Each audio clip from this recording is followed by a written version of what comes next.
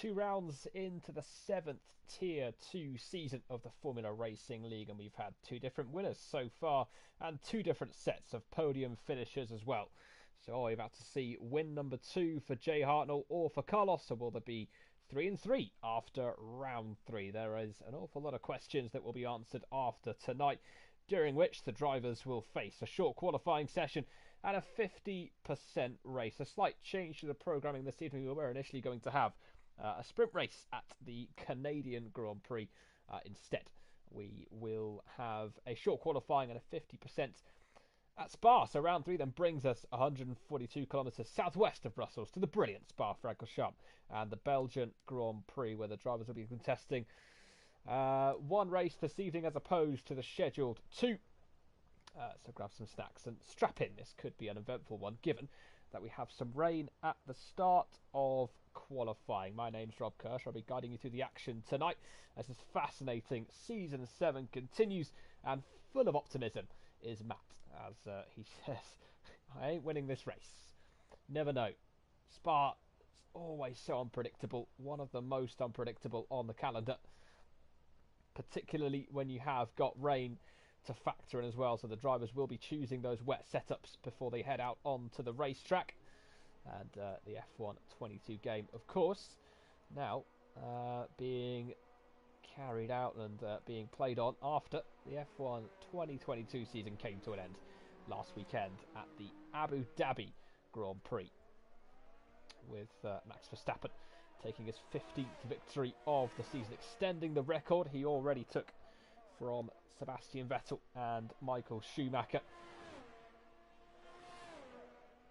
Vettel winning 13 races in 2013, and Michael Schumacher achieving the same thing 10 years before that for Ferrari. We've got both Ferraris on the racetrack for the start of the session. BV, one of the reserve drivers, heading out onto the circuit along with Becco, who had out qualifying squiddly diddly 2-0 in the opening 2 rounds of the season in Monaco and in Austria as well.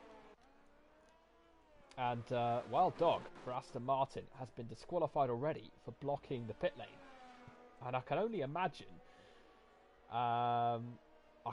what's happened to Wild Dog is that he spun coming out of the pits and then ended up blocking the racetrack as a result of that. He's no longer at the end of the pit lane. I can no longer see him there, so his car's now been cleared, but that would have been the reason for that one. And so that is, well, frankly, a terrible start to qualifying for Wild Dog, who ended up out early on of the Austrian Grand Prix last week. Ended up in a first lap collision. Well, we eventually got the race started. Out of turn 3, just a little bit of contact, and that ended up with him in the barrier for the Aston Martin team and out of that race. He's got an awful lot of work to do in this race if he's going to get a good result from 20th on the grid. First time this season we've had a full grid of drivers. Becco, who qualified on pole in Monaco, ended up crashing out of the Grand Prix, took pole again in Austria last week, but unfortunately was unable to convert that one into a race win as well. A few penalties getting in the way of Becco last week. A spin getting in the way of Jay Hartnell at the end of the race, just as he was about to get onto the podium. Carlos Killer taking the race win for Mercedes. Beauty performance in that session, and then went on to play a blinder assassin despite the spin of his own early on in the Grand Prix, but managed to come back through a safety car and took the victory that day. As through the middle sector comes and in towards a little bit of, I say this every single time I commentate on a race in Belgium, is no name corner therefore a named corner? It is sort of called no name corner. Anyway, through Pouon comes Becco. You can debate that one for yourselves if you like. Fan chicane, Ferrari driver into the right, then through the left. Got to make sure you don't take too much into the right, because then you've got to give yourself space going into the left-hander, and then through towards the 2 right-handers of Stavolo comes Becco, his will be the first lap time of the session so far. So purple middle sector. Whether it will stay that way when the rest of the drivers come through does remain to be seen as he makes his way in towards Blanchimont for the first time on a flying lap this evening. Does Becco. Difficult to control the throttle, particularly with the curbs. Some of them more raised than others, particularly at the bus stop chicane. Gets the car slowed. This much changed final sector than it used to be. Minds the throttle on the exit. It's a good lap this so far from Becco, and it's a 155.7, and Matt is out of the session, having, I presume, crashed. He has indeed crashed, and I'm not entirely sure how that crash has come about, but it's happened at the chicane.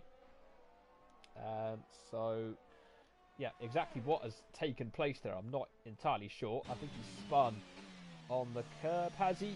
And anyway, his car's been taken away, but it was on the inside, essentially, of Les Combes, of that chicane. That Matty G has kind of met his end of this session, so I think he's probably spun on a curb, if I had to make a prediction as to how that one's happened.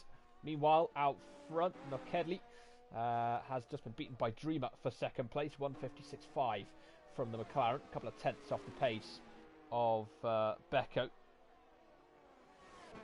And Matt spun it just in the wet on his outlap.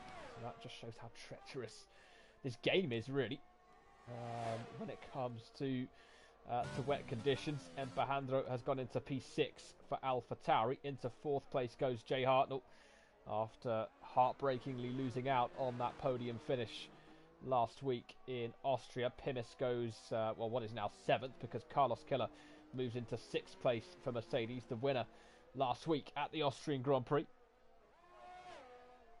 We've got Kaizen making his debut in FRL Season 7, Tier 2. Currently 13th place, having not set a lap time just yet. Jack Bowie goes into third place for Red Bull. Had a decent start, decent qualifying in Austria. Was involved in that first lap contact that ended up putting Wild Dog out of the Grand Prix, and he never really recovered from that. His race just never really got going afterwards, and he ended up finishing outside of the points paying positions last week in Spielberg. Not an ideal race for him. That was a week after he nearly actually took the win in Monaco. He wasn't a million miles away from that. Kaizen's had his lap invalidated for Aston Martin. Fake Scouser has just begun his lap. He's just made his way through Malmedy and in towards the long right-hander of Bruxelles. Brings it into no-name corner. Tight to the curb on the entrance. Uses it well on the exit. And then makes his way down towards the two left-handers of Pouhon, which used to be flat.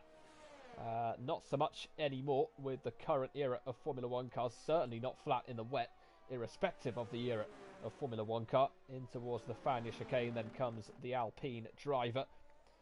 1 points finish and one non-finish so far for Fake Scouser in Austria. His race in Monaco lasted a few corners before he was crashed out of the Grand Prix. As in towards Blanchimont then comes the Alpine. Out front, Lorenzo has gone into second place for AlphaTauri. So that's a good lap from him to move himself up into P2. Daz Parker has moved up into 11th. Nivi is P12. Mystery in 13th position.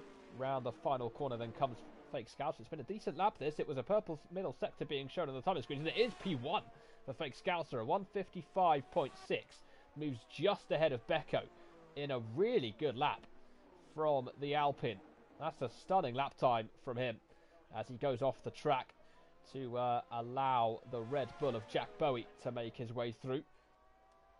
One of the Williams cars as well makes his way out of the way. Nivi, that would have been on his outlap, just moving aside for Jack Bowie, whose teammate Cavalis hasn't set a lap time yet. He has just come out of the pits, actually, just as I mention him. Kaizen, I'm not entirely sure where he is on circuit at the moment, whether he is setting a lap time right now.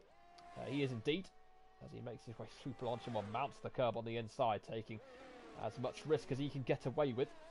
In towards the bus stop comes the Aston Martin, gets it stopped nicely. And is this lap going to be good enough for P1 then for Kaizen? takes the shortest run line. It's P4 for Kaizen, 155.9. And into P1 goes Lorenzo for AlphaTauri. Good lap from him. Couple of tenths clear of Fake Scouser out front. So Becco certainly does have some strong competition here for pole position. Out in the Haas going through turn 1 is Butzels. Makes his way up towards Eau Rouge and then rally on with Cavalis not too far away from starting his opening flying lap of the session this evening. We've got Becco back out on the racetrack as well. Meanwhile for Ferrari, he's just making his way up Eau Rouge now. His second flying lap of the session. The first one was a competitive one, 155.7. Up near the pointy end of the grid at the minute is the Ferrari man. Is he going to be able to get himself right up to the point of P1 before this session is over? 7.5 minutes to go of qualifying in Spa. Nivi begins a flying lap of his own.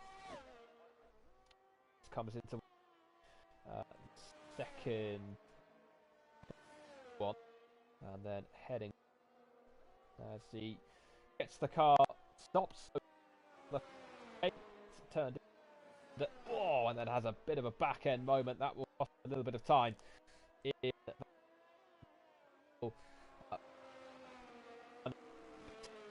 little bit eager on to do, and it's a sector nonetheless for the Haas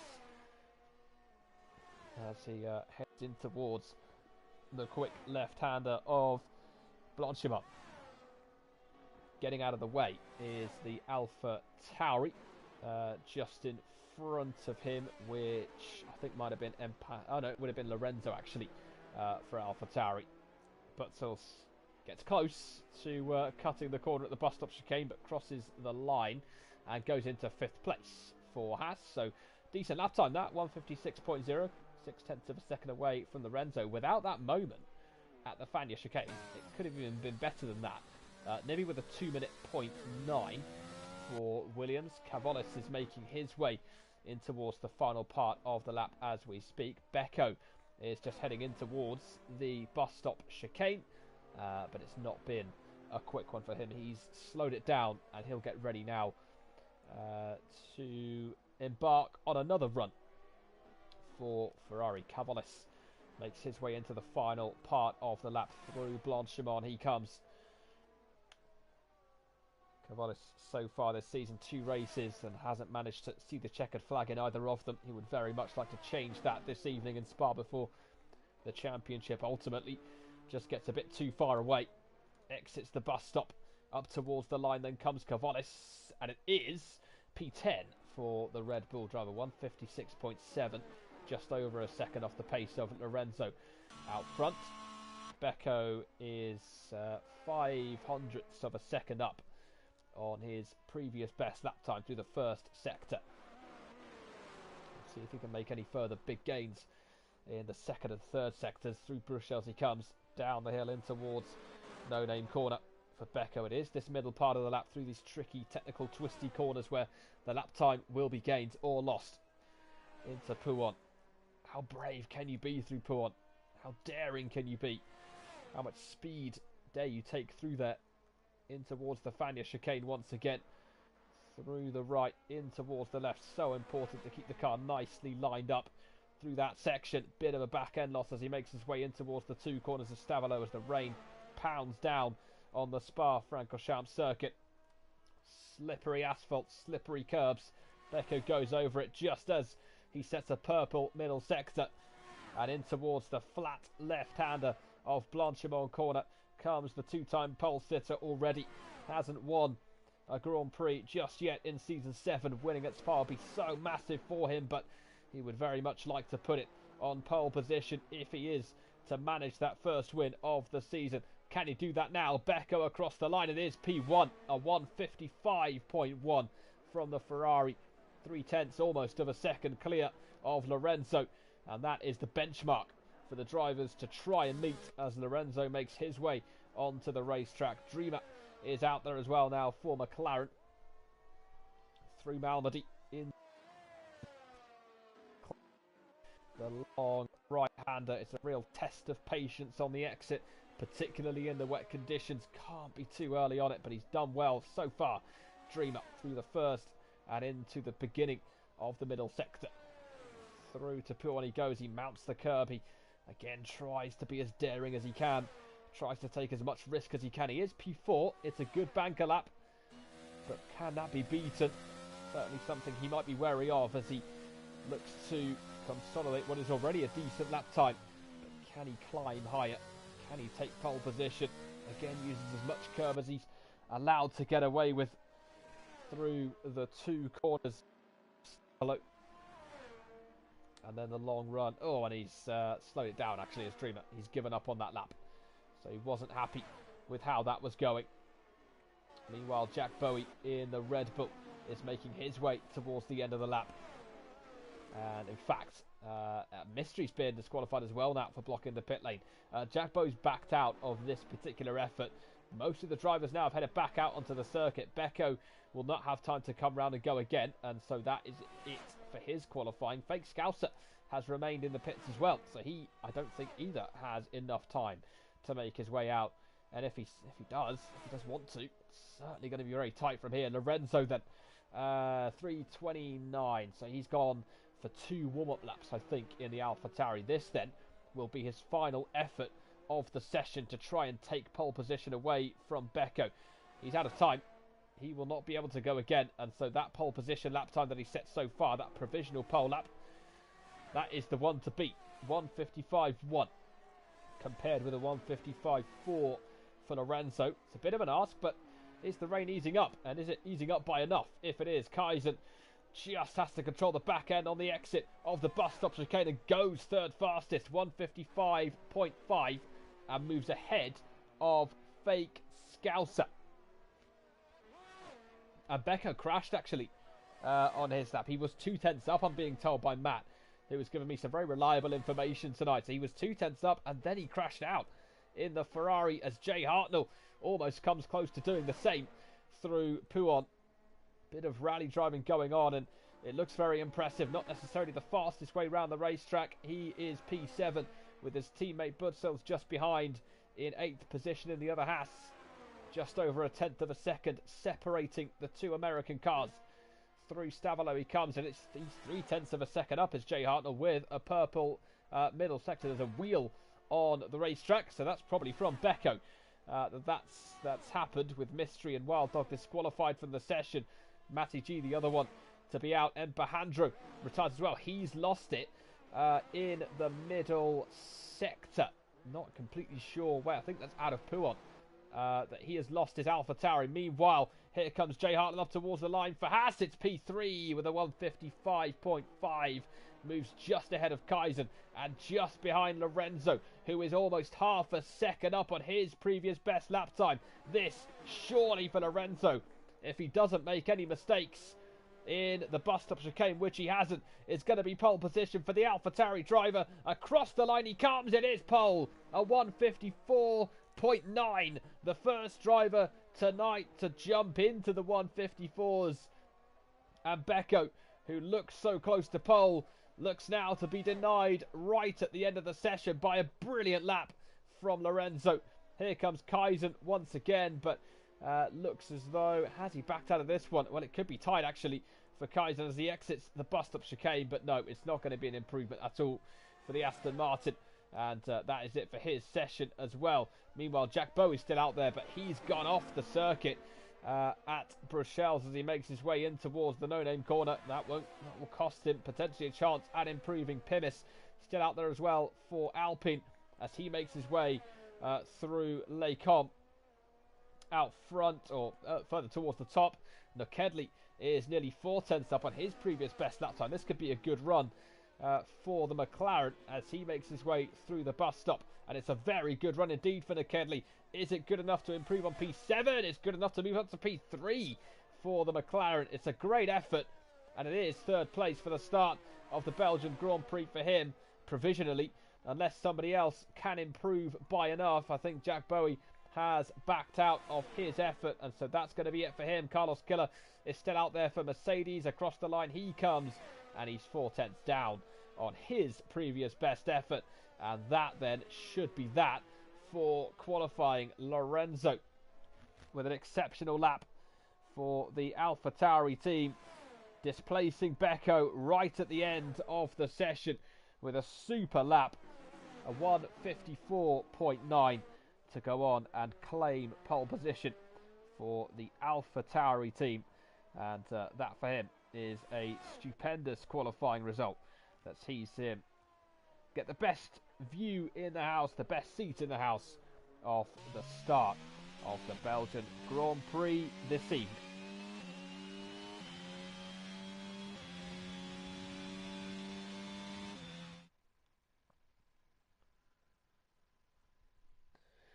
So Lorenzo then on pole position for the AlphaTauri side.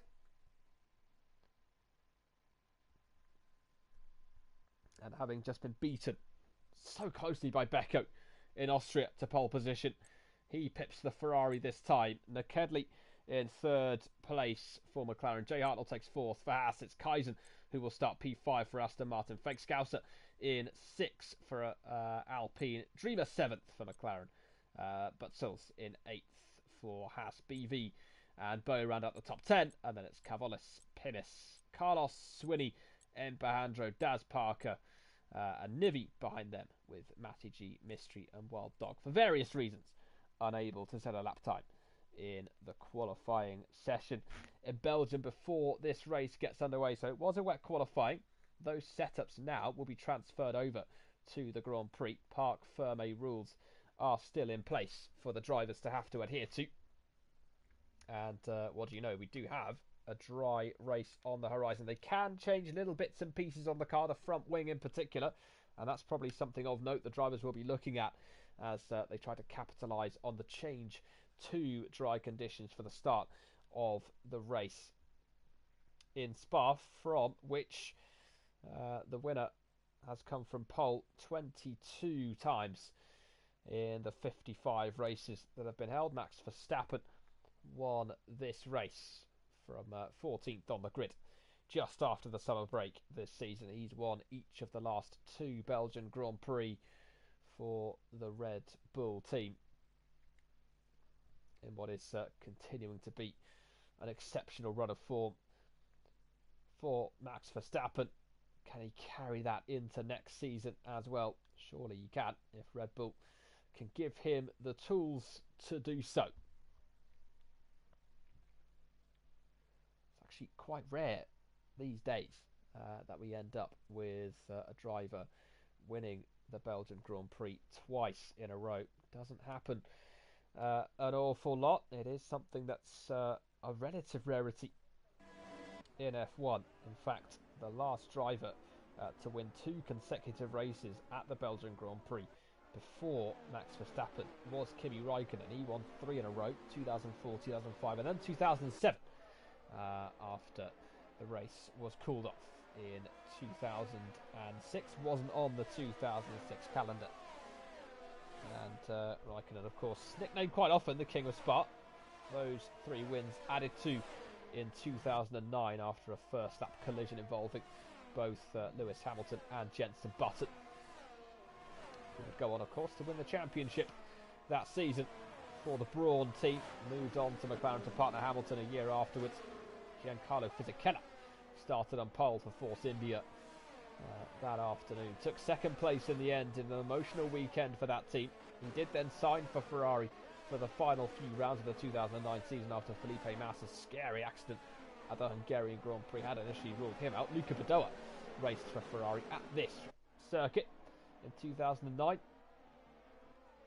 I think it would be putting it relatively nicely to say that his return to F1 with Ferrari that year wasn't really a good return at all. I think the less said about it, the better. Would be a good way of surmising that one, and then just leaving it at that. So, well, Lorenzo and Becco, two drivers so far who are still waiting for that race win. They have looked unbelievably pacey so far in Season 7, but that race win hasn't quite materialised just yet. Carlos in the Mercedes won last time, started in the top 10 last time, starts P13 today for the Mercedes team. Qualifying didn't quite go his way in those wet conditions. Everybody is on the medium tyres apart from BV, Jack Bowie and Cavonis. BV on the softs, Jack Bowie and Cavonis, the two Red Bull drivers, starting this race on the hard compound of tyre, which, as we've seen many times before, can go wrong if there is an early safety car at play. It really can affect your strategy, puts everybody else generally onto a one-stop, and then you onto a two-stop if that does happen. So it's a difficult one. It works if there isn't an early safety car, that is for sure. And a one-stop strategy generally being predicted today. Mediums on to hards for those that are running the medium tyres. Jay Hartnell disqualified from the session, as is Butzel. So both Haas drivers are disqualified from the formation lap. Swinney and Daz Parker also gone. It is okay. They will be able to just retake their positions off the start of this race. We have had two different winners so far in Season 7. Will there be a third in 3? The Belgian Grand Prix is underway. It's a good start off P1 from Lorenzo. Really good start as well by the McLaren of Kedley, who immediately moves in to second place above Becco, who has had a massive moment for Ferrari, and that's put him outside the top 10. He does well to hold on to his car, does Becco, but he's down to P14 just behind Swinney as a result of that, and Kedley off the start has moved into the lead. What a brilliant start it was by the McLaren, who is now side by side with the AlphaTauri of Lorenzo Dreamer, and Jay Hartnell going wheel to wheel behind them, and down the inside then goes Jay Hartnell of the McLaren of Kedley, and then spins on the inside and trying to avoid them as Kaizen. He gets squeezed out by Butzels, who is now up there in the other Haas. Dreamer takes P3 away from him. Kaizen loses out and falls to P5 as a result. BV makes the move on Fake Scouser to move himself into P6. Cavonis has made his way up to P8 off the start. Carlos has made his way to 9th place now for the Mercedes team. It's not been a great start either for M. Pahandro. And there's been another spinner in who that was actually at the spinning round. Was it Daz Parker? It was indeed Daz Parker, who has ended up spinning round for Mercedes. Pimis has just gotten past Matty G, who is now under pressure from Mystery in the Alfa Romeo, who passed him going into the Fania chicane. Recovering back up the order now is Jay Hartnell in the Haas. He can't quite make his way past Matty G just yet. And I think we've got the other Ferrari spinning as well. We have BV's gone off at Stavolo on the run down towards Blanchimont, and so both Ferraris having a little bit of drama in the opening stages of this race. Dreamer has gotten past Kedley, but he's gone wide out of the bus stop chicane. That could be a chance for Kedley to come back on him. Butzels is involved in this battle for second place as well, and he does go to the outside. Does the Haas? Can he get the move done? He's going to have to go the long way round. If he does so, there's a little bit of contact from front to rear, and he'll have a run now. Will Butzels up towards a Rouge? Is he going to go and try? He is going to try and go side by side with the McLaren. He does get past the McLaren in the first part of a Rouge. Good move there from Butzels, but is this going to be a chance now for Kedley to come back at him before they get to Les Combes? Well, it's a chance actually for Kaizen to absolutely fly past Kedley down towards the bus stop chicane. Brilliant move, or brilliant traction I should say, and brilliant straight line speed from the Aston Martin as he headed out of a Rouge and then up towards the Kemmel straight. Jay Hartnell does now get past Matty G, who spins for Williams, and that'll put him probably back behind BV in the Ferrari. Makes his way back up to 16th position. M. Pahandra and Daz Parker will now make their way ahead of the Williams. It's not been an ideal start to this race for some of the drivers down towards the back end of the grid. Most of them have ended up spinning there from the front or the midfield in a chaotic opening couple of laps in Belgium. Lorenzo leads by 1.8 seconds from Dreamer. He is a second ahead of Butzels, and then it's Kaizen bidding to take one of the podium spaces this evening. Swinney now just behind Carlos Killer, I should say, the Alfa Romeo challenging the Mercedes. Both of these two are on the medium tyres as they make their way through Blanchimont. Could be a chance this for Swinney if he can line himself up for the bus stop chicane. Is he going to go for the late lunge in the bus stop chicane. No, he's not. Stays behind Carlos for now. They both go perhaps a little wide of the apex. Now Kedley into the pits for McLaren. So a bit of a topsy-turvy start for him, really. Took the lead off the start.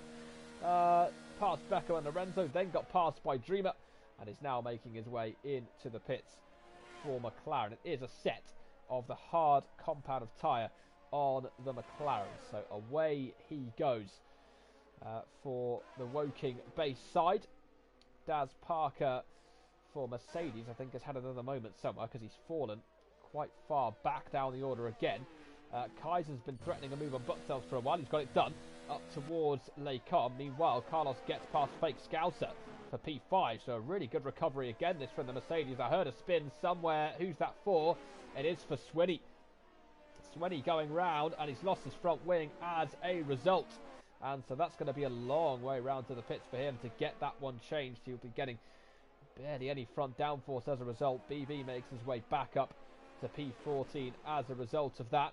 Becco is 9/10 of a second behind the Red Bull of Cavolis. We've got yellow flags in sectors 1, 2 and 3, and we have got a neutralised race because out onto the racetrack has come the safety car. So lots of debris, lots of incidents happening already in the opening 3 laps of the Belgian Grand Prix, and that has been enough for race control to say, no, we are bringing the safety car out onto the circuit. And you can all have a little bit of a breather, because it does feel like they all need it at the moment after this chaotic beginning to the race. It does mean that Lorenzo's advantage that he was starting to build up is now going to be eradicated. Dreamer will close back up to him, as will Kaizen, who has been showing some tremendous race pace so far for Aston Martin. I do wonder as well, as Dreamer pits for McLaren, I do wonder if Kaizen was running a bit of a different setup. Maybe it was catered more towards dry conditions in the wet, just for him to hang on in the wet conditions during qualifying, in preparation for the race, to get a good run out of Arouche, to get a really good bit of straight line speed, get a really good toe heading down towards Les Camps. It's possible. Mystery's in the pits now for Alfa Romeo. He too is having his front wing changed, and that's going to hold up Swinney. So he's going to have to wait to get his wing changed as well. BV's come into the pits. Daz Parker in as well. Pimis has just made his way in, along with Dreamer. Jay Hartnell's been in. Nokedley, that's unfortunate, isn't it, for Nokedley? He made his pit stop in the end a lap too early. Not that he was to note, but that's kind of screwed him over a little bit, because there's a few drivers who have now been able to get free pit stops over him. Empajandro's coming to the pits for AlphaTauri. Swinney is now P18 with Matty G in 19th position. Wild Dog out of this Grand Prix. In amongst all of that, the cause of the safety car. So that is how it looks at the minute on the left-hand side of your screen, with the safety car out to neutralise the pack. And Lorenzo running just behind the green Aston Martin safety car. We've got a green Aston Martin in P2. It is interesting to see none of the top 9 take the opportunity to come into the pits. They feel as though their medium tyres / hard tyres are doing more than enough at the moment to keep them in a good performance window. And they will stick to their strategy of pitting for the hard tyres later on.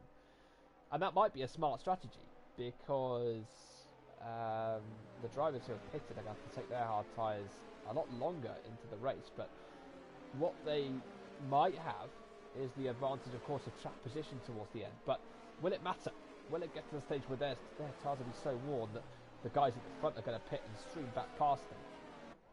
Really, it's also dependent on how quickly these guys can escape. So these next few laps after the safety car, and it does depend when the safety car comes in, the few laps after the safety car for Lorenzo and for Kaizen and for Butzel's and those guys at the front, they're going to be vital. So important these laps are going to be for them, because they have to create that gap so that they can pit later on. And even if they are going to be behind the drivers who have already pitted, they're not going to be too far behind that they can't make up the ground to catch them back up again. So for one, Lorenzo's going to be hoping that the safety car isn't out for too much longer, and for another, he really will be desperate to create an advantage, create a gap over those who have already come into the pits. Empajandro's back in for AlphaTauri. And he's going to come off his fresh set of hards. I wonder if he picked up some damage. He might have got front wing damage in amongst all of that. Matty G is on the softs for Williams. And it's not a front wing change. It is a set of softs going on the car for Empajandro. All I can assume there is that he doesn't believe that the hards will make it to the end of the race. And so he's going to go for softs now. And then maybe switch on to a set of mediums later on in the Grand Prix. And that is the other question, of course. Will those hards make it this far into the race? Dreamer, Pinnis, Jay Hartnell, McKedley and Mystery, I think, are all hoping that they will. They seem relatively committed to that one now, having pitted onto them and then stayed out afterwards. So 9 drivers who are yet to pit in this Grand Prix. 5 laps into the race. Safety car deployed after Wild Dog's crash. Plenty of incident happening so far. Lots of spins, lots of collisions early on. And that is a good point actually made by Matt, that Empajandro might just be trying to serve his drive-through, but you can't do that, of course. You cannot serve a penalty under safety car conditions. You have to wait until after the safety cars come into the pits, which is a good rule, of course. Otherwise, you could serve your penalty without actually serving a penalty. The penalty would then be neutralised by the safety car, and it kind of defies the point of having the penalty to begin with, really. So if he was trying to serve his drive-through, that is the reason why it didn't work. Because there are rules in place to prevent drivers from pitting and serving their drive-through penalty whilst the race has been neutralised. So safety car, I think, will continue for one more lap. Oh no, it won't. Just as I say that, commentator's curse on the safety car. It will be coming in at the end of this lap, which I think is music to the ears, really, of Lorenzo. And really for all of the top 9 who are trying to take their tyres further into the race and then pit and then rejoin and pass the drivers who have already pitted. So Dreamer, Pinnis, Jay Hartnell, McKedley, BV, Daz Parker, potentially, in fact not BV, Daz Parker, they're on the median, potentially Mystery. Those guys may be looking at a race win here this evening. No overtaking until the start-finish line.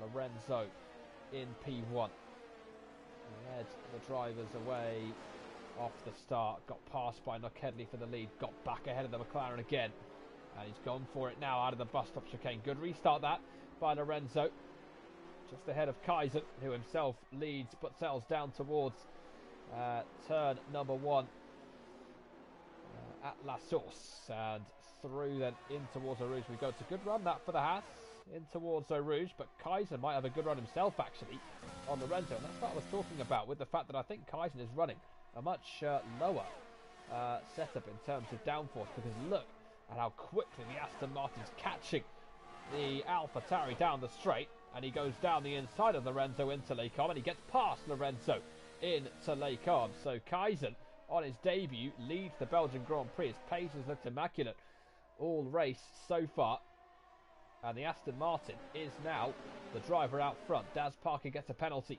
for multiple warnings, so it's a penalty for him as well as for Empajandro and Pinnis. I think Empajandro has just served his drive-through now after the safety car was brought in to the pits. Swinney gets past Mystery in the Alfa Romeo battle for 16th position. That's not entirely representative of where those two really are in this race because of their pit stops under the safety car. Dreamer is just behind Jack Bowie. So Dreamer at the moment is the effective race leader after the drivers who are yet to serve their mandatory pit stop do then come into the pits. So that is who we're looking at the moment as the leader of this race. Dreamer has got a good run there through Stavolo, and he's going to try and get past Jack Bowie as Mystery's out.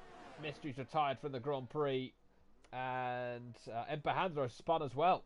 So I don't think those two incidents are related. I think that has just happened on its own somewhere, and meanwhile we've got a lot of pit lane action because Kaisen's in.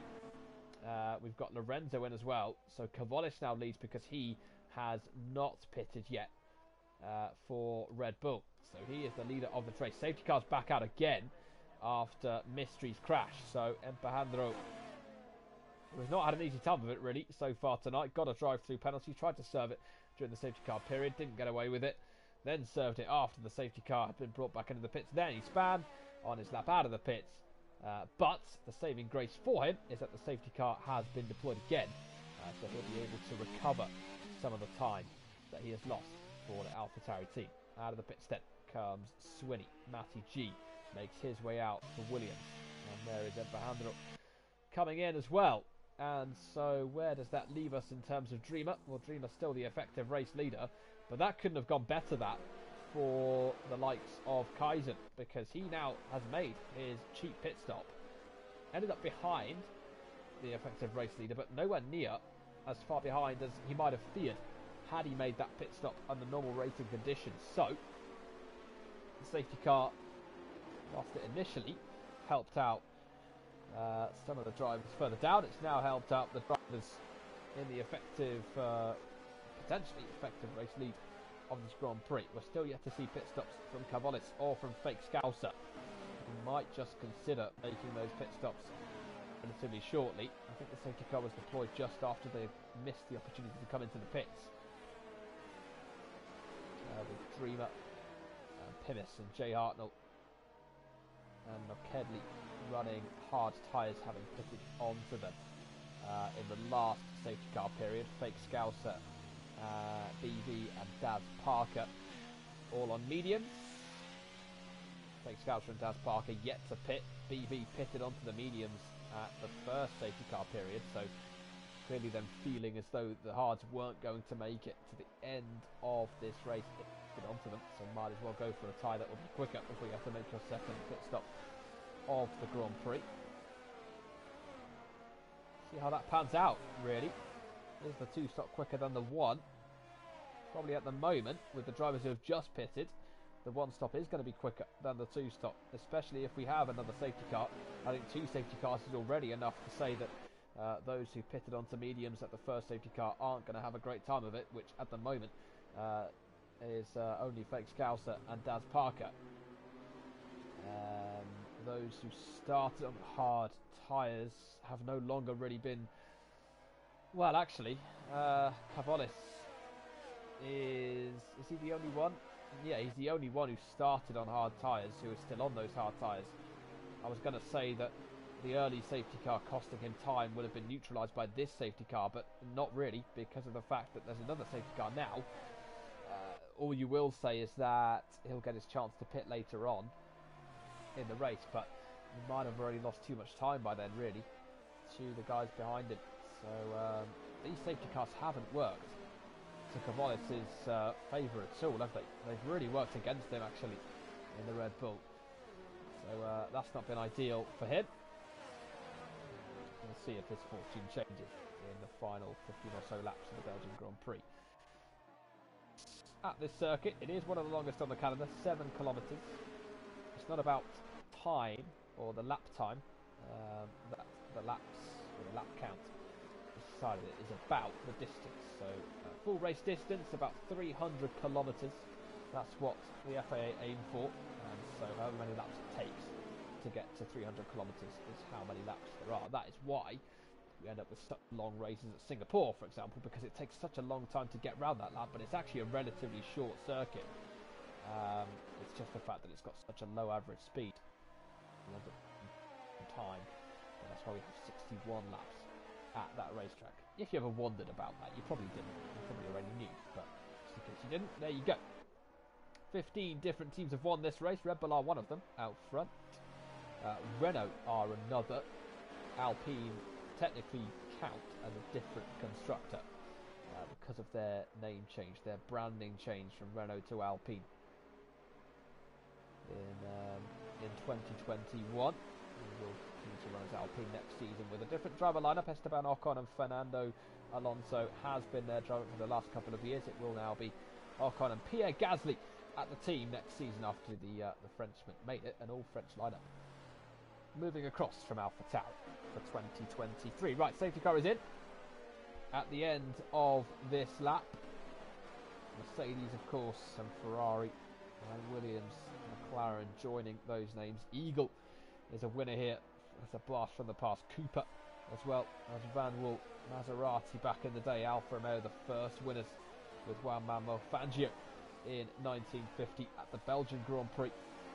The track has changed significantly since the start of the championship era, and the lead of this race has changed a couple of times as well. Quali then goes for it as he heads into the bus stop chicane. He doesn't want Fake Scouser anywhere near him as they exit the bus stop. It's been a good restart as well from Quali. He's created a bit of space between himself and Fake Scouser. Dreamer has Pimis for company just behind. Pimis goes a little bit deep into La Source. Jay Hartnell almost with a chance. He has BV for company in the Ferrari. It's been a decent restart from him. Kedley just behind as well in the McLaren. Meanwhile, further down, Nivi has just passed Swinney for P15 in the Williams. Up through Eau Rouge we go, and you can see just how cautious Swinney's having to be as he gets past Nivi now as they exit Radion and onto the Camel Straight. They between these two in this battle for 15th position. Swinney to the outside, and he gets the move done for Alfa Romeo. Meanwhile, we have a yellow flag in sectors 1 and 2. I'm not completely sure what that has been waved for, but it's gone back in again anyway, so it matters little. Meanwhile, Fake Scouser has passed Dreamer for 2nd position while that was all happening further down the field. And the Alpine up then into 2nd place. I think those positions changed hands a couple of times. Dreamer ahead of Jay Hartnell. BV just behind the Haas with Daz Parker a second back for Mercedes. Kedley challenging him, and ahead there is BV getting very close indeed to Jay Hartnell as they make their way in towards Blanchimont. Jay Hartnell himself is shaping up a move on Hillis just in front. Can he make his way past? He dives down the inside, does Jay Hartnell, and he absolutely wipes out Dreamer. That is so unfair on the McLaren. Nothing you could do about that. Haas, as far as he was concerned, came out of absolutely nowhere and wiped him out. Jay Hartnell will have a lot to answer for there. He has got a 5-second penalty. Dreamer's out of the session.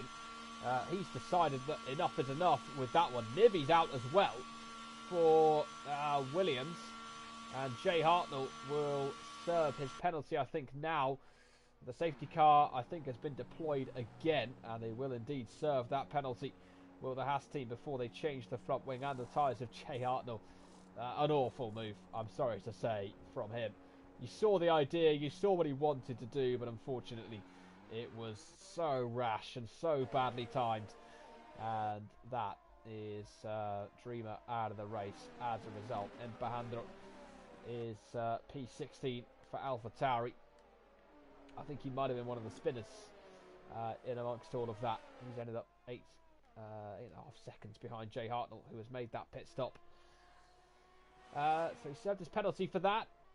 Dreamer out of the race now for McLaren. In amongst all of it, he was challenging for the lead, really, with his strategy under the first safety car rather working for him. But that's all been ended by a Haas absolutely creaming him into the bus stop chicane. It was a move that was on. In the end, though, just braked far too late, did Jay Hartnell. And it was just so unlucky for Dreamer. Nothing you could do about that. One of those things, unfortunately, that can happen in racing. That's Jay Hartnell down to P15 as a result.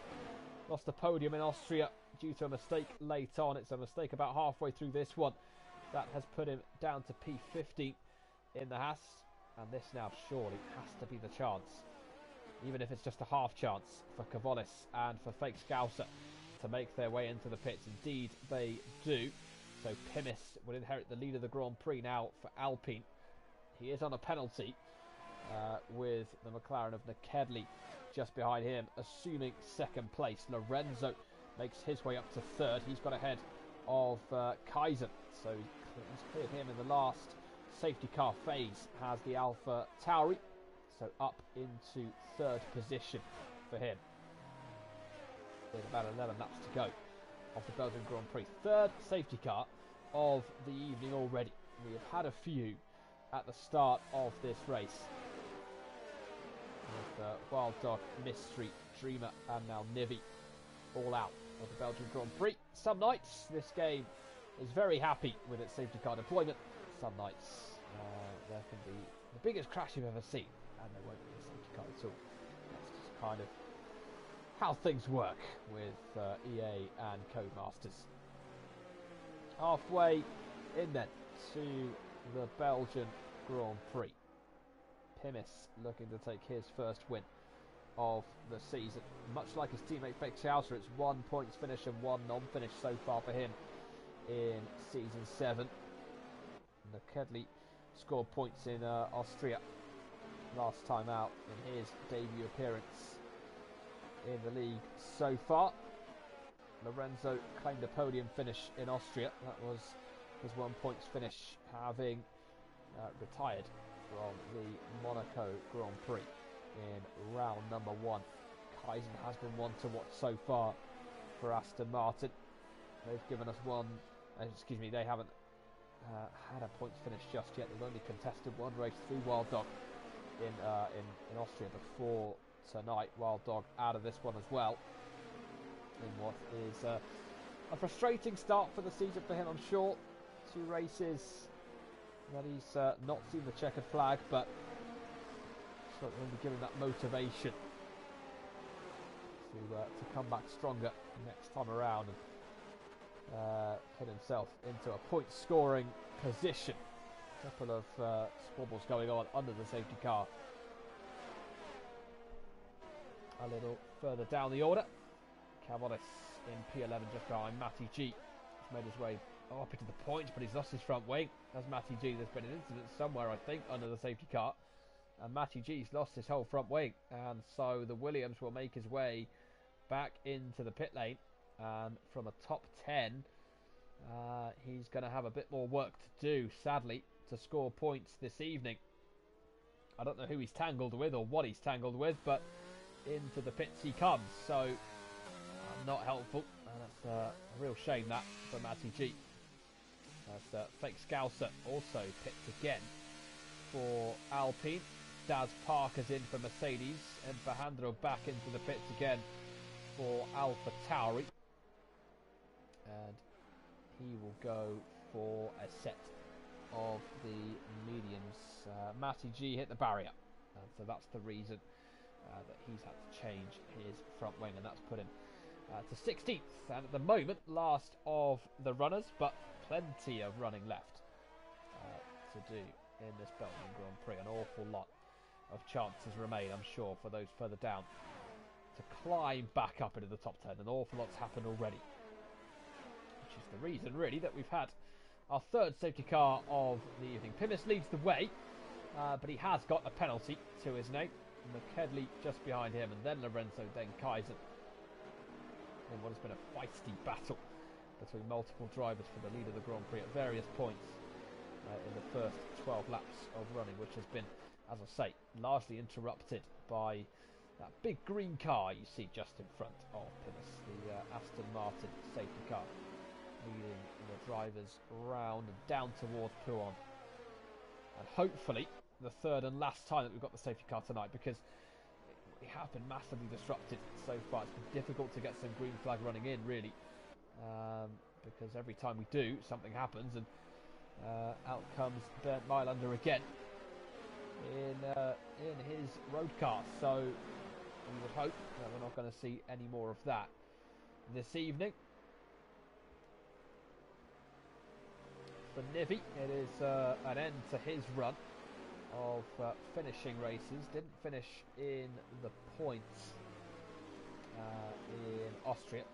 Did get himself a podium finish in Monaco in the opening round of the season. Dreamer needs a session, that's fine. He's out of the Grand Prix. He did have connection issues in Austria, so as soon as I saw that pop up, I thought maybe there's an issue, but no, it's fine. Having been out of this Grand Prix in very unfair circumstances for him, he now has departed the session. It really was a shame for him as well. He could have potentially been on for a race win. Dreamer certainly might have been in contention for it, but Pimis will lead us away. Had a couple of different variations so far of drivers leading we had Lorenzo, the first one. Cavalis led them away after the second one. It is now Pimis's turn to execute the safety car restart, and Kedley's gone with it. It's been a really good restart, that, from Kedley. And has he passed him too soon? I think he might have done. And Lorenzo getting involved as a result. Behind them, Kaizen as well. So Kedley had to slow down. He's now been passed by Budsells because he just jumped the gun a little bit and got past too early. Becco in there as well, also getting past Kedley on the run down towards Eau Rouge. So in Kedley's hastiness, he had to back out down the home straight, and that has cost him a handful of positions. Carlos is now all over the back of him down towards Lecon. Down the Camel Straight they go. And so, having taken the lead prematurely, Kedley now finds himself down to 7th position for McLaren. Becco is just behind Budsells, and Kedley gets back past Carlos again for McLaren. Behind them, we've got Jack Bowie trying to make a move for Red Bull as he looks to make his way back up the field. And Lorenzo, 0.5 of a second behind Pimis. Kaizen battling as well for the lead of this Grand Prix.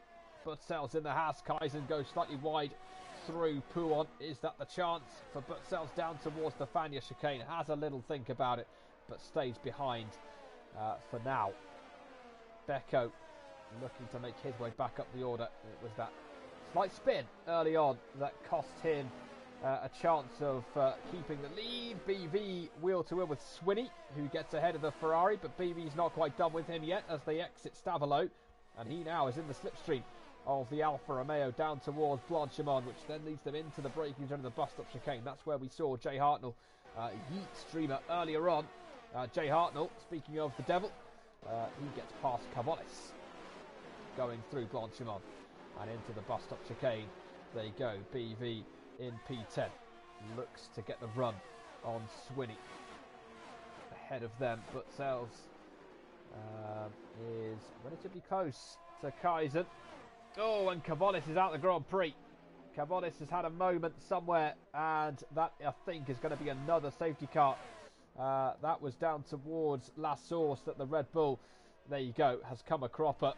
And contact with the barrier at turn number 1. And once again, then, the safety car has been deployed. The 4th safety car of the evening so far. And we just cannot seem to get 2 consecutive laps of running done at the moment. Every time we try, another incident happens and another driver out of the Grand Prix. And another safety car period awaits. So, Pimis, the leader, will take another safety car restart, and this isn't helping him either at the moment because he wants to create a gap to try and negate his penalty. And the more safety cars there are, the more difficult that is for him to do naturally. So it's not helpful for the Alpine. And yeah, the 4th full caution period of the evening. Plenty of action, plenty of drama so far in this Belgian Grand Prix. 28 different winners at this track over the 55 races that have been held. It's shared its responsibilities with Nivelle and Zolder over the years in the championship era as Spa-Francorchamps, Bois de la Cabre in the Prix championship era held a race in 1946. Eugene Chabot with the win that day, and Pimis pits for Alpine. Gets the car slowed down for the limiter. And you see if what tyre he's going to go onto here. It's going to be the medium tyres, so he doesn't feel as though he's got a good enough chance really of finishing this race on the hards at a good pace. So he's going to go on to the mediums. Into the pits has come the McLaren of Kedley, as well as the Alfa Romeo of Swinney, and BV in the Ferrari has also just made his way in. So a bit of pit lane action under this safety car, and so we're almost back where we started really. Lorenzo leads this race for AlphaTauri as he did at the beginning, but Kaizen did take the lead off Lorenzo after the first safety car restart. Then he lost the lead again after the second one, or lost the position after the second one. Can he now retake the lead after the fourth one this evening? Lorenzo, one of the three drivers to take a safety car restart so far this evening. Becco's climbed back up to fourth place after his shenanigans on the opening lap of the race, the opening corner of the race. His race began to unravel, but it's piecing itself together pretty well now in the Ferrari. Back up to fourth, back in with a shout of winning this race.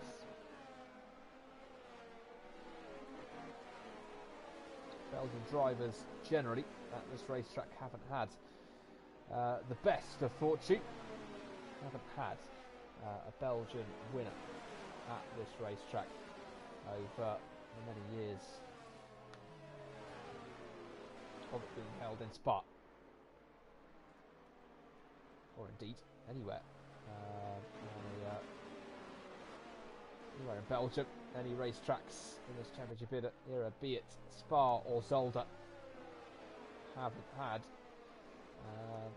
any Belgians stand on the top step, which I think certainly they would have been hoping to have at least one by now. Max Verstappen almost took Belgian citizenship, Belgian race licence. Didn't do so. Went with the Netherlands. Belgium, of course, very much his home race before the arrival of the Dutch Grand Prix in 2021. There has been a Belgian driver, though, stand on the podium at this race. That was Jackie Ickx for Ferrari in 1968.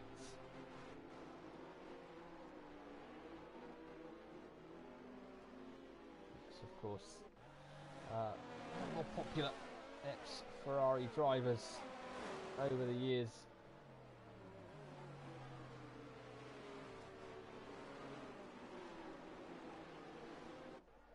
Won the Le Mans 24-hour as well 6 times. He won that one. 8 wins in Formula 1, along with his 25 podiums, one of them at his home race at Spa-Francorchamps in 68. Plenty of accolades alongside that as well. Multiple sports car championships in his time with Ford and Ferrari and Porsche.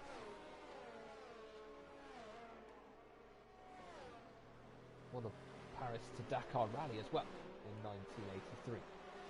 Did it? So Belgium have had some talent over the years. Certainly have had a little bit of success, and a driver in the top 3 as well. But here tonight, Lorenzo, who started this race on pole position, it's come full circle for him. Now leading the race after or during this 4th safety car of the Belgian Grand Prix. Cavolis, Nivi, Dreamer, Mystery and Wild Dog all out of this race. Various safety cars caused because of those incidents. And really, since lap number 3, we haven't really got this race going at any point for a long period of time. It's constantly disrupted by crashes and safety cars. It's difficult for the drivers to find that momentum. It's been such a stop-start race. Always the momentum is being broken at the moment. Lots of incidents taking place. But we'll see if this is the last safety car. We'll see if we will get any more. We'll see if everybody can keep it clean out on the racetrack. And we'll see very shortly indeed, because the safety car is in at the end of this lap. So Lorenzo went for it down the home straight last time, then found that Kaisen's straight line speed in that Aston Martin was very good indeed. So he might just have to slightly rethink where he sends it this time. In the AlphaTauri, doesn't go for the trick of making sure that Kaisen is close to him going into a roost, so that he has to back off and lose momentum heading onto the Kemmel Straight. Might be his best bet to do that. You might want to just go for it before the start-finish line, but these drivers know an awful lot better than me how to take these restarts and how to race. Lorenzo's gone for it just before he gets to the bus stop chicane. It's a decent restart. Has Kaisen gone with him? He's a little bit further back, I would say, than he was last time. He restarted behind Lorenzo. Becco putting pressure on Butzel, so with Carlos just behind them, looking to get himself onto the podium for the second race running for Mercedes. Can Kaizen get close enough here to make a move stick on Lorenzo? He's relatively close, not as close as he was for sure last time. Matty G gets a penalty for Williams, and indeed Kaizen will not be close enough just yet. Can Becco get close enough to the Haas of Butzel's in towards Lecombe? No, he can't. Daz Parker, though, gets past Fake Scouser for 8th position. Fake Scouser now under pressure from his teammate Pinnis. Kedley gets a penalty for McLaren for multiple warnings. That is now 4 drivers on penalties in 8th, 10th, 11th and 13th at the moment. Yellow flags in Sector 2. Not completely sure why they have been brought out. Jay Hartnell is continuing his recovery. P7 at the minute for him, looking to take P6 away from Jack Bowie. Not been an easy race this so far for Jay Hartnell. It's twice really that he's had to make his way up the order. A spin on the opening lap, then contact with Dreamer after that, and behind them, I think Daz Parker has made a mistake. He's lost out to both Alpines as a result, and Kedley cuts back underneath him and gets past going into Stavolo. He's now got BV for company on the exit. Oh, Kedley has made a mistake. Then he's had contact with Matty G, who ends up spinning the McLaren round, and Kedley spins his McLaren back round the right way. Down to P15 he goes, and it did look as though after he got the move done on the Mercedes, he went slightly wide at Stavolo, came back onto the circuit, and then the shenanigans kind of unravelled from there. Lost his front wing as a result, has Kedley. The safety car stays in this time.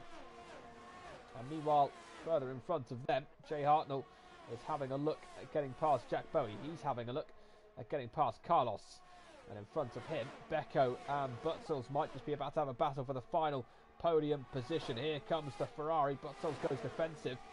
Becco not getting the greatest toe in the world. He is going to try and go down the inside. Butzel gives him plenty of room on the outside for Hassan. Keeps the position for now. BV is battling away with Daz Parker through Lecombe. Daz Parker now is going to lose out to Fake Scouser. Is he going to lose out as well to Matty G? No, he's not. And Fake Scouser is going to try and go back round the outside of Daz Parker at Bruxelles. And Matty G goes down the inside and tries to take that position away from him, but Fake Scouser defends it well. Under pressure still, heading down towards Pouan, but it takes an awful lot of a run, really, out of no-name corner to get that move done into Pouan. He's still right behind, though, heading down towards the Fania chicane there, wheel-to-wheel again. And round the outside goes Matty G. What a move that could be, and it is indeed. That's a fantastic overtake from the Williams. Coming on to 11th position in Belgium. And we've got a spinner, I think. Yep, Carlos is round at Stavolo. Lost his front wing, has he? I don't think he has, actually. I think he's just about got away with it. But he will fall outside the points-paying positions now with the Mercedes. Down to P12 he goes. That promotes Matty G now up into the points, but he does have a penalty. Importantly now for Lorenzo, he's broken Kaizen's DRS behind him. Jack Bowie remains under pressure from Jay Hartnell. These two are battling for the Monaco win a couple of weeks ago. It was the other way around.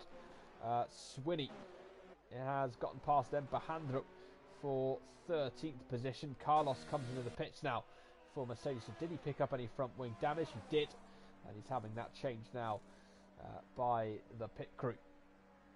Jay Hartnell with a run, potentially on Jack Bowie, but does the Red Bull have DRS? No, he doesn't. Jay Hartnell certainly does, but he isn't close enough in towards Lecombe. Sets a purple first sector, does Jay Hartnell. Meanwhile, up front, Kaizen has just gotten back to within a second of Lorenzo. So he does have DRS when he gets to the DRS zone and when it is enabled as they head down towards Pouan. Two quick left-handers. So difficult to get it wrong, difficult to understeer, and then difficult to oversteer as well. Through Fania once again. And some important few corners this for Kaizen, because he has to try and get himself to within a second come the detection zone, and at the moment he's 1.2 behind, so Lorenzo's done a good job through the middle sector of this lap And Kaizen, I'm not sure, is going to be within a second when they get to that detection zone. And so I think he might, although he is within a second now as they come through Blanchimont. Behind this battle, Matty G has been passed by Fake Scouser for 10th position. So the Alpine, for now, takes that final points paying position. Kaizen does have DRS. Jack Bowie sets the fastest lap for Red Bull. He is 0.6 of a second clear of Jay Hartnell. And he's 0.5 behind Becker in that battle for fourth. Kaizen then 0.6 down on Lorenzo. He does have DRS as they come onto the Kemmel Straight. Fake Scouser and Matty G doing battle again on the exit of La Source. And up towards Eau Rouge we go. We've got to leave each other space. And Fake Scouser just ahead. But as they exit, rally on onto the Kemmel Straight once again. Here comes the Williams. And he does get past the Alpine down towards turn 10. So that position has switched again, and then it switched back again. And Matty G up into 10th place for Williams, but he does have a penalty. There's just a couple of laps left to go now of the Belgian Grand Prix. Getting very close to the end of this one. Jay Hartnell, 0.3 back from Jack Bowie. And there will be penalties applied as well. So Jack Bowie will probably get fourth from Becco. Kaizen with a penalty of his own for Aston Martin. And if we look at those penalties, it's 3 seconds for Kaizen. It is 3 seconds for Becco as well. Everybody has 3 seconds apart from Matty G and Akadi. That is the drivers who have penalties, that is. And so, yeah, look, Kaizen will lose out on a podium, I think, at this point. After his penalties applied. So it's not useful for him at all, that. Yellow flags in sectors 2 and 3. I couldn't tell you why. It's gone back in again anyway, so it doesn't matter. And Bussels is really close now to Kaizen. He'll get second place anyway, provided he keeps his nose clean as well. But could have a decent run this. Jack Bowie under increasing pressure from Jay Hartnell. What's helping him is that he does have DRS on Becco. And he's closer to Becco than he was, is Jack Bowie. Onto the Kemmel Straight we come once again. And is he close enough now, Jack Bowie? Becco does have DRS on Butzels in front, and again that's what helps him to stay in front. And so those positions are as you were before we got onto the Kemmel Straight. Swinney is past Empahandro in their battle for 12th position. Carlos has set the fastest lap on a fresh set of soft tyres for Mercedes. Swinney gets a penalty immediately after making that move on Empahandro for P12. Doesn't look as though he'll be getting any points tonight, particularly with the fact that he does have a penalty as well. Fake Scouser in P11. He is 2.5 seconds behind Matty G. So the Williams is getting closer towards securing that final point. And Swinney's round. Swinney has gone round for Alfa Romeo. Gets it pointing the right direction again. But it's, in the end, been a frustrating evening for Swinney. It is going to be his second non-finish of the season in 3 races for the Alfa Romeo. Out front again, Jay Hartnell, 0.4 of a second behind Jack Bowie. Not close enough to go for the move into the bus stop chicane. Couple of laps to go, and Kaizen is, when he was 0.3 of a second back from Lorenzo. He's lost a fair bit of time, I think, on the exit of the bus stop chicane, because he's now a second back as they head into the bus stop. And that could be crucial. Into La Source, I should say. That could be crucial, because I don't think Kaizen's got DRS now. Or has he got DRS? Or was he within a second when they got to the detection zone, the second detection zone? It's a big question, because if he wasn't, then he might be vulnerable here to Butzels. He has got DRS. That's crucial for the Aston Martin. So he should be able to stay now in front of the Haas. There's Becco in P4. Jay Hartnell is right there with Jack Bowie, but Jack defends well heading through Les Combes. Carlos sets the fastest lap again for Mercedes as Jack Bowie continues to defend P5 with everything he's got from the charging Haas behind him. Kaizen with Butzels for close company. The Haas will know that the driver in front has got a penalty. Becco pressuring for P3, but he too has a penalty, so Butsells doesn't really have to worry too much about him. Jack Bowie's fallen 1.3 behind Becco. He will still get P4. He might not get a podium though at this point. The final few corners will be crucial here to decide who does get onto the podium. But Lorenzo, who started this race on pole position for AlphaTauri, temporarily led off the start, then got passed by Nokedli, got back past him again after the first safety car. It was a brilliant restart by Kaizen to get ahead, but since then he's retaken that position. He executed a fantastic final safety car restart, and Lorenzo, with a great performance in Spa, is going to win the Belgian Grand Prix. Kaizen finishes second on track. That will become third as he crosses the line, but then Butsells will take second with Jack Bowie in third behind. Jay Hartnell will be up to fourth for Haas, with Kaizen falling down to third. Becco will have to fall to sixth because of his penalties. BV seventh, Pinnis in eighth, Daz Parker ninth, and Matty G is pipped to the final point by Fake Scouser because of the penalties that he picked up. Carlos will finish in P12. It will be Mpahandro in P13 for AlphaTauri, and then Swinney and Nokedli will be the final classified finishers this evening. But it is Lorenzo who makes it three different winners from three different races. It was Jay Hartnell in round one, it was Carlos in round two, and it is Lorenzo in the AlphaTauri in round three. And well, I would say an excellent race, a difficult race I think for a lot of the drivers. Difficult in terms of the crashes and the spins as well. And had a look, by the way, at our point system. There is a point for the class of that. There is a point for pole as well, which Lorenzo has taken, of course, after getting pole position. He gets 40 points for the win, and there is points down to P15, as I've just been told. And so every driver down to 15th position does manage to get themselves at least 1 point this evening. So 41 points from the evening, almost the maximum for Lorenzo tonight. Carlos ends up taking that fastest lap point for Mercedes as Lorenzo makes his way out onto the podium for AlphaTauri on the podium in Austria. Now on the top step in Spa.